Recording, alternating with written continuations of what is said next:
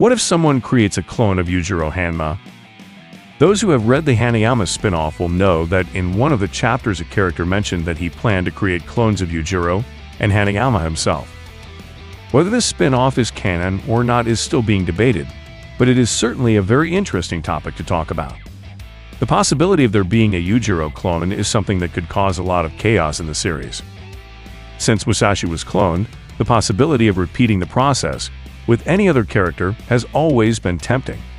The only thing necessary to carry it out is to have a lot of money and to find a person with psychic abilities to bring the body to life.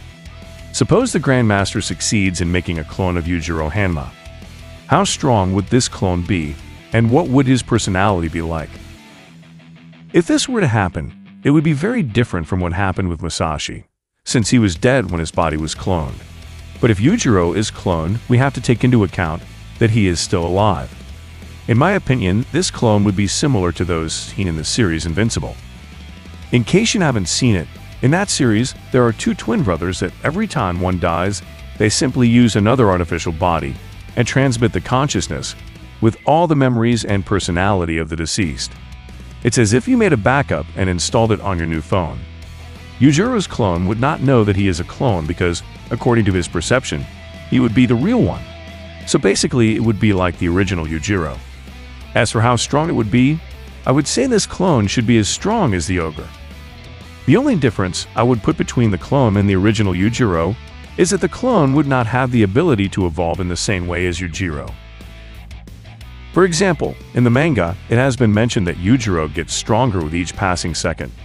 The clone would have that same ability, but at a slower rate.